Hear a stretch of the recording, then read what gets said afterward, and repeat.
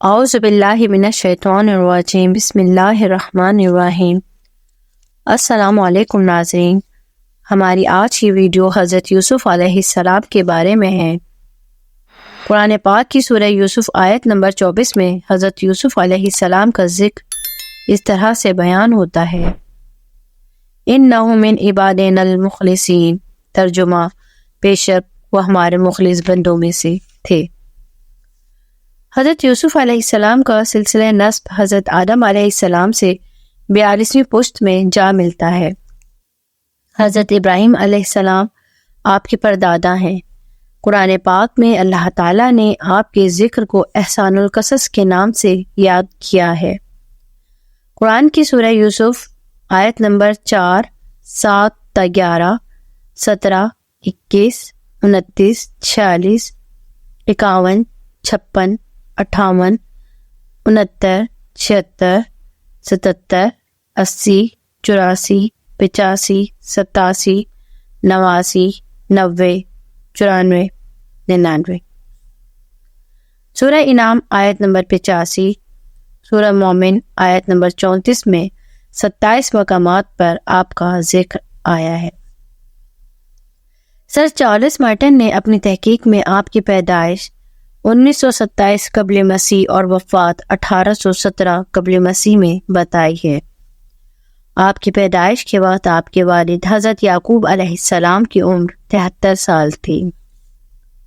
آپ کی والدہ راحیل سے صرف ایک سگا بھائی بنیامین تھا۔ آپ سمیت کل 12 بھائی اور ایک ستیلی بہن دینا تھی۔ سب بھائیوں میں آپ بہت حسین و جمیل تھے اور والد کے بہت لاڈلے تھے۔ یعقوب علیہ السلام آپ کی پیشانی میں نبوت کا نور دیکھ چکے تھے۔ حضرت یوسف علیہ السلام ذرا بھی باہر سے آنے میں دیر کرتے تو آپ پریشان ہو جاتے۔ آپ کے تمام بھائی اس لیے آپ سے حسد کرتے تھے اور ہر وقت انہیں باپ کی نظروں میں گرانے کی کوشش کرتے۔ ایک بار آپ علیہ السلام نے خواب دیکھا کہ 11 ستارے اور چاند سورج انہیں سجدہ کر رہے ہیں۔ آپ نے خواب والد کو سنایا۔ والد آخر پیغمبر تھے، وہ سمجھ گئے کہ حضرت یوسف علیہ السلام اونچے درجے پر فائز ہوں گے اور نبوت سے نوازے جائیں گے۔ بہت خوش ہوئے اور ساتھ ہی فکر مند بھی۔ حضرت یوسف علیہ السلام سے کہا کہ اپنا خواب ہرگز اپنے بھائیوں کو نہ سنانا، ورنہ وہ تم سے حسد کریں گے اور ہو سکتا ہے کہ وہ کوئی خرابی کریں۔ اس وقت حضرت یوسف علیہ السلام کی عمر 17 سال تھی۔ جیسے جیسے حضرت یوسف علیہ السلام جوان ہو رہے تھے، بھائیوں کا حسد بڑھتا جا رہا تھا۔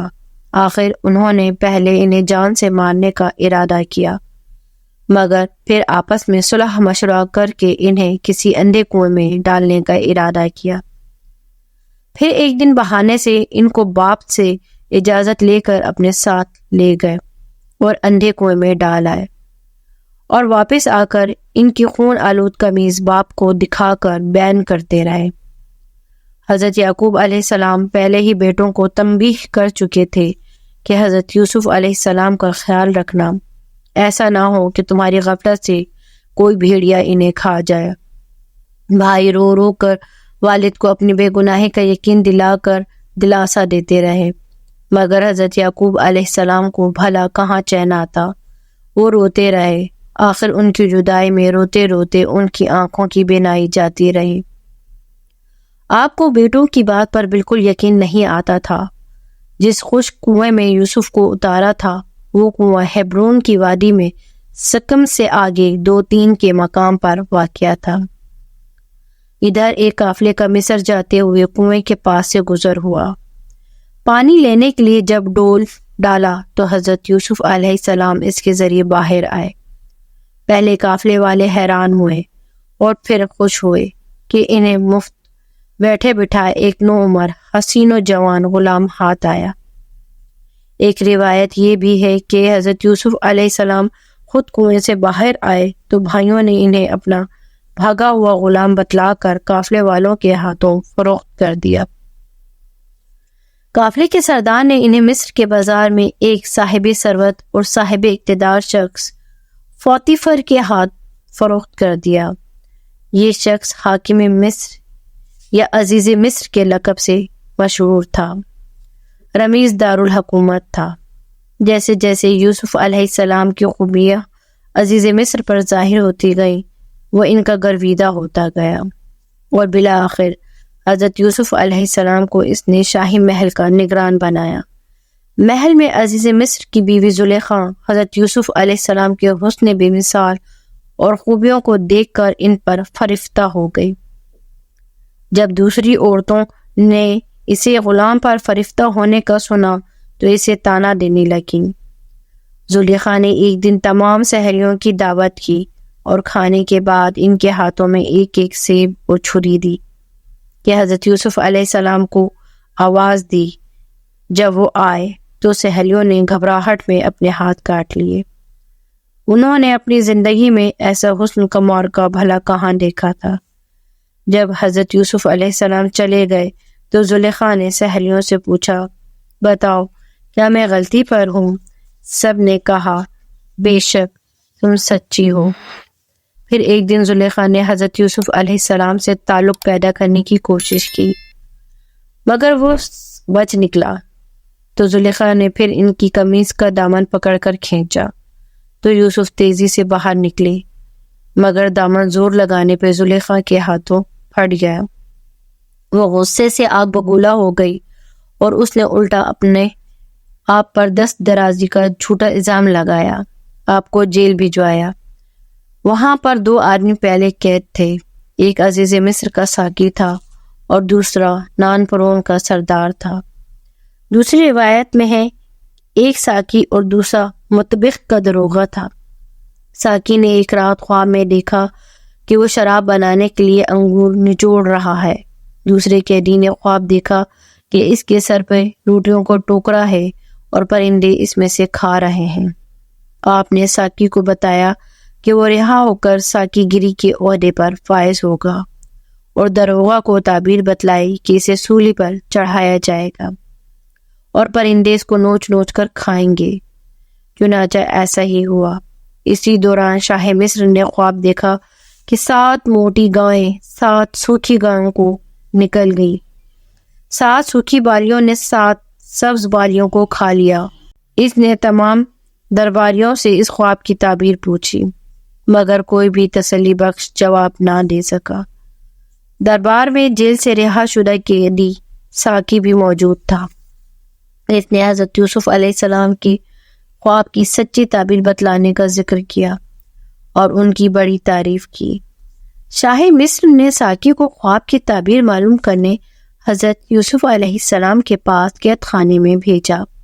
آپ نے نہ صرف اس کو خواب کی تعبیر بتلائی بلکہ ساتھ ہی اس کے اثرات سے بچنے کی تدبیر بھی بتلائی کہ 7 سال خوب پیداوار ہوگی اور اگلے 7 سال قحط پڑے گا۔ 7 سرسبز بالیوں سے مراد 7 سال خوشحالی اور خوب پیداوار کے ہیں، اور 7 سال خشک بالیوں سے مراد 7 سال متواتر قحط سالی کے ہیں۔ 7 سال پیدا ہونے والے غلے کو حسب ضرورت استعمال کیا جائے اور باقی اناج کے دانوں کو بالیوں میں رہنے دیا جائے اور حسب ضرورت نکال کر استعمال کرتے رہیں۔ اس طرح 7 سال گزر جائیں گے۔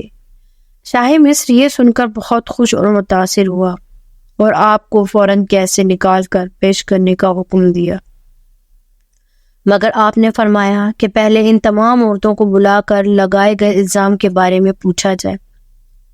ایسا ہی کیا گیا اور آپ بے گناہ ثابت ہوئے۔ شاہ مصر آپ کی پاکیزگی اور دیانت سے بڑا متاثر ہوا اور آپ کو اپنا مشیر خاص مقرر کیا اور پھر وزیر مال بنایا۔ آپ نے کہا کہ تمام پیداوار کا انتظام میرے سپرد کر دیں۔ بادشاہ نے انہیں مختار کل بنا دیا، بلکہ اپنی بیٹی اسنات کے ساتھ ان کا نکاح بھی کر دیا۔ اس وقت آپ کی عمر 30 سال تھی۔ تقریباً آپ 13 سال قید میں رہے۔ بادشاہ کے خواب کی تعبیر کا ظہور شروع ہو گیا تھا۔ 7 سال خوشحالی کے گزرے اور پھر قحط سالی شروع ہو گئی۔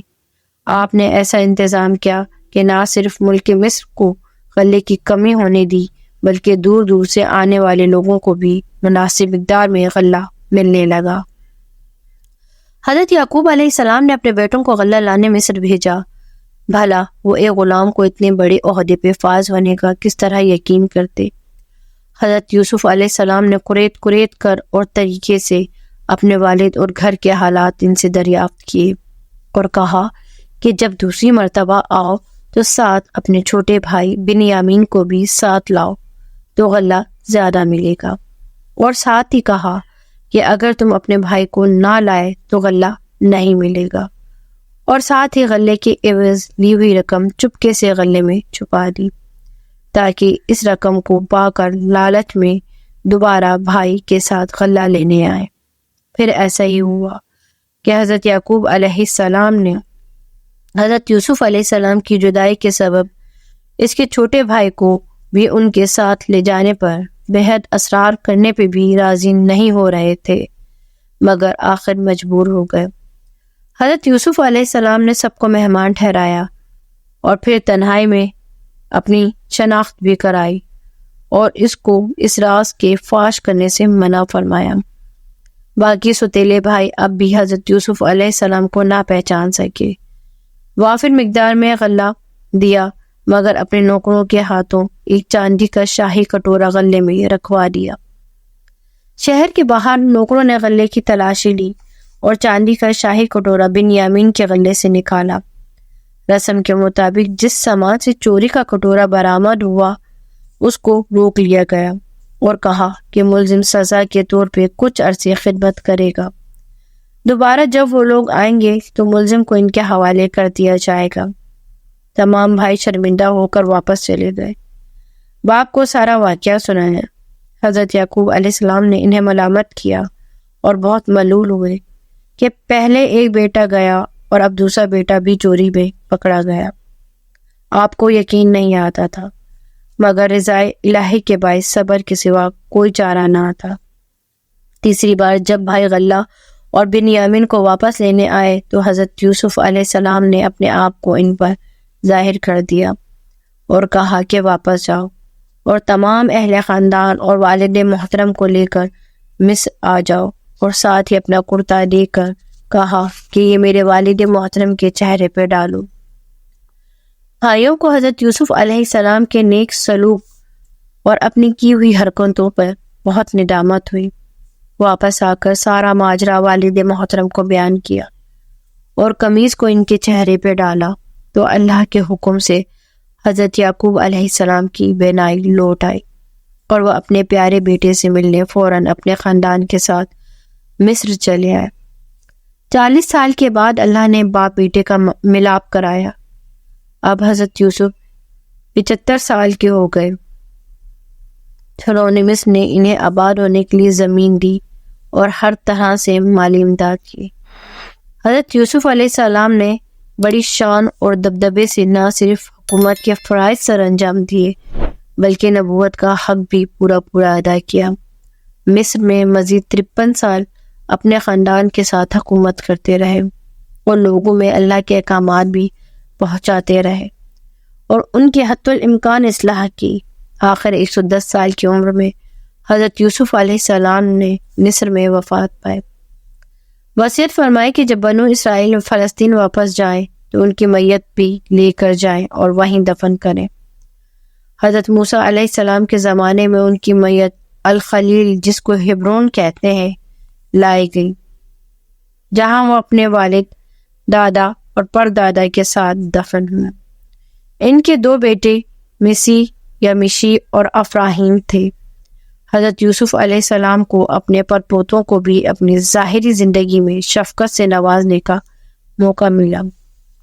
ناظرین، یہ تھی ہماری آج کی ویڈیو جو حضرت یوسف علیہ السلام اور ان کے بھائیوں کے بارے میں تھی۔ امید ہے کہ ہماری آج کی ویڈیو آپ کو بہت پسند آئی ہوگی۔ مزید اس طرح کی ویڈیوز دیکھنے کے لیے ہمارے چینل کو لائک، شیئر اور سبسکرائب کرنا نہ بھولیں، اور ساتھ ہی بیل آئیکن کے بٹن کو بھی پریس کر دیجیے تاکہ ہماری ہر آنے والی ویڈیو آپ کو بر وقت اور بآسانی مل سکے۔ شکریہ۔